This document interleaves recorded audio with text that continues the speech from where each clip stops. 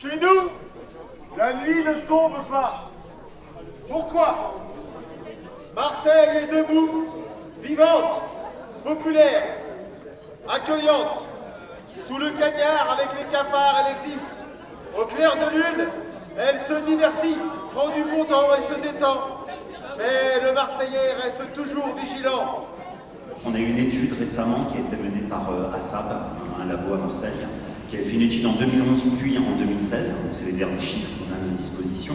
En 2016, on a compté près de 14 100 personnes à Marseille qui, à un moment ou à un autre, ont dû faire appel à des structures d'urgence, accueil de jour, hébergement, etc., pour les sans-abri. Donc plus de 14 100 personnes repérées dans des structures qui prennent en charge la question des sans-abri. 14 100 personnes qui, à un moment ou à un autre dans l'année, se sont retrouvées contraints d'être à la rue. Et c'est un chiffre, évidemment, qui sous-estime l'ampleur du phénomène, puisque tous les professionnels vous le diront, on a malheureusement beaucoup de personnes aussi qui ne fréquentent pas ces structures. Ce chiffre, de plus de 14 000 personnes dans l'année, il est en augmentation de plus de 11% sur 5 ans, entre 2011 et 2016, et presque 12%. Et parmi eux, les proportions qui augmentent le plus, c'est les femmes et les enfants à la rue, à Marseille. Et là, on ne compte pas encore une fois l'ensemble des personnes, puisqu'on sait qu'à Marseille, on a malheureusement plus d'une quarantaine de grands sites de bidonvilles ou grands squats. La rapporteuse de l'ONU sur les questions d'habitat et de logement, qui est venue nous rencontrer le 8 avril dernier, qui a rencontré les associations qui œuvraient aux côtés des délogés par rapport au drame du 5 novembre, est venue aussi, on l'a emmenée, visiter des bidonvilles à Marseille. Elle était stupéfaite. Elle disait, mais dans la France qui extérieurement est vue comme un pays doté de plein de lois, et notamment pour les sans-abri, le DALO, le droit au logement opposable, etc., qui fait un peu école dans le monde entier en disant mais les Français créent un droit au logement opposable. Elle était stupéfaite de voir à quel point on n'est pas capable de le respecter et de découvrir des conditions d'habitat en bidonville qu'elle me disait être similaires à ce qu'elle a pu voir à Nairobi, au Kenya, en Inde, etc. Parce qu'il n'y a pas de grosse différence. Quand vous êtes dans un bidonville, que vous soyez en Inde ou en France, c'est une condition d'habitat absolument indigne et désastreuse. Avec des enfants qui sont intoxiqués aux métaux lourds, qui n'ont pas accès à l'hygiène la plus sommaire, l'eau, les toilettes, etc.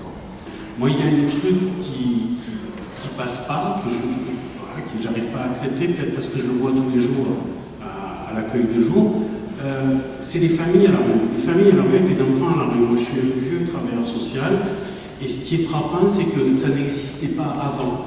Et il ne s'est rien passé entre-temps, il n'y a pas eu de cataclysme, il n'y a pas eu de... Voilà. Ça fait 3-4 ans qu'on voit petit à petit des familles avec enfants qui sont à la rue, et de plus en plus. Qu'est-ce qui se passait avant? Quand il y avait des enfants à la rue, tous les services sociaux étaient mobilisés dans l'urgence. Et dans la journée, on trouvait une solution. C'était un tabou inacceptable. Voilà, un enfant à la rue. Et là, maintenant, on vous dit, non mais il n'est pas en danger. L'enfant à la rue n'est pas en danger. Ce n'est pas un critère de danger. Vous vous retrouvez donc avec des femmes seules avec enfants, des femmes enceintes qui dorment sous la halle du G, et ainsi de suite. Et voilà. Moi, ce que je ne comprends pas, au-delà de la question politique, c'est qu'on n'ait pu accepter ça. Qu'est-ce qui s'est passé collectivement en tant que peuple qui fait qu'on a pu tolérer qu'il y ait des familles et des enfants qui dorment à la rue dans cette ville? Pourquoi on n'a pas tout cassé? Voilà, je le dis très tranquillement, mais quelle image ça nous renvoie à nous, ça? Et donc sur un projet sur Marseille, moi je mettrais ça en premier. On parle du logement social qui ne se construit pas, mais ce qu'il faut savoir, c'est que dans le logement social, tout le monde ne peut pas rentrer. Il y a de plus en plus des refus d'attribution de logements sociaux pour insuffisance de ressources. Ce qui veut dire qu'on va où? Au privé, où c'est 2 fois, 3 fois plus cher? Si vous avez un RSA, vous ne pouvez pas rentrer. Ce qui conduit des gens à errer dans nos villes, des candidats qu'on refuse pour insuffisance de ressources. Et donc d'autres profitent de cette misère qu'on met à la rue, soit de l'expulsion, soit du fait de ne pas pouvoir accéder au logement social ou même au logement privé accessible. Ça pourrait exister. Et on se trouve donc dans une ville où on a plus de 100 000 personnes qui risquent leur vie et leur santé en voulant habiter quelque part. Depuis très longtemps, de graves risques pour les gens et même des morts.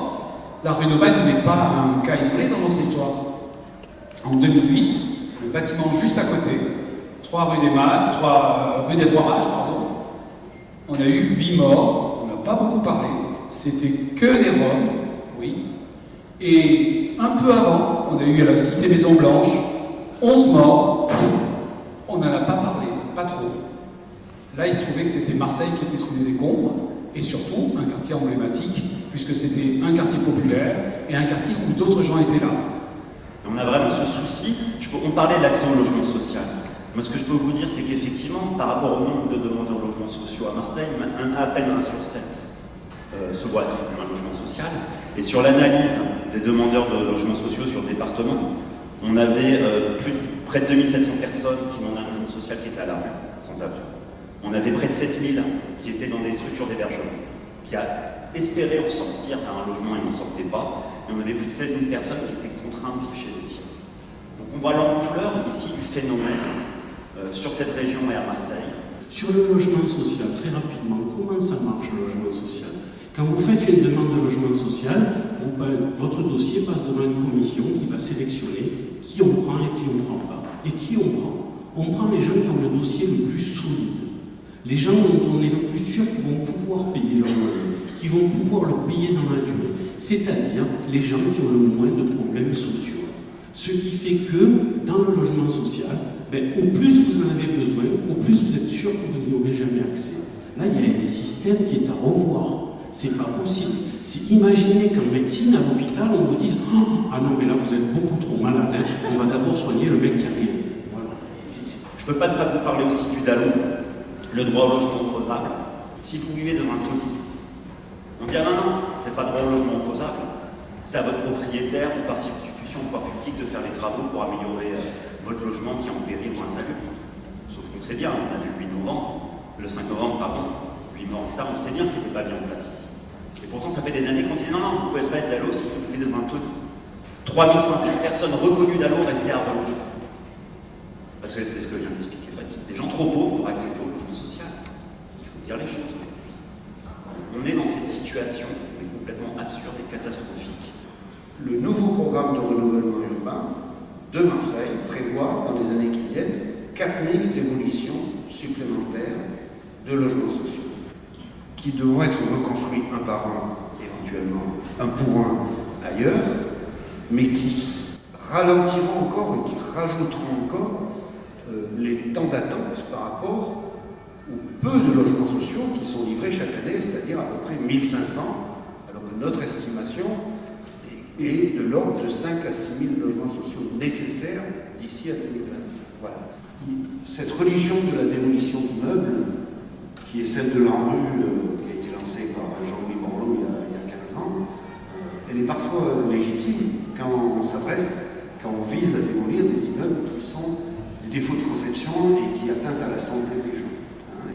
Quand on détruit des cités par idéologie pour chasser le trafic de drogue, comme c'est annoncé sur la Castellane, quand même, ça pose problème. Quelle est la logique de démolir la tour K de la Castellane, par exemple, 90 logements en bon état, bien construits, parce qu'il y a un plan stup en bas, moi c'est comme ça que le pouvoir public l'annonce, plus faire un peu de circulation et de ménage. C'est un gaspillage complet quand on sait les chiffres qu'on a dit tout à l'heure par Florent Lebotte, de l'attente dans le logement social. Mais c'est pas à ce titre-là que j'interviens. Moi j'habite dans le 7e, un quartier effectivement, on va dire privilégié, mais c'est l'autre tenant du problème du manque de logements sociaux. On croule dans le 7e arrondissement sous la construction des immeubles de luxe, et on vient d'apprendre, là, c'est le collectif Les Bétons qui vient de le dire, qu'à la rue Saint-Maurice, on allait encore construire un immeuble résidentiel de luxe au prix moyen qui serait à 10 000 € le mètre carré. Donc moi je pense que j'appelle aussi les collectifs à faire en sorte qu'on puisse s'opposer à la construction de ces immeubles, parce que si on s'oppose à la construction de ces immeubles, peut-être qu'on pourra avoir des logements sociaux. Et moi je demande qu'il y ait des logements sociaux, il n'y en a pas dans le 7e, il n'y en a pas dans ces quartiers-là. Donc je pense que c'est l'autre tenant du problème, il faut aussi qu'on lutte contre ça. Tout ça, ça porte un nom. Ça s'appelle le marché. Et ça ne peut pas rester un marché.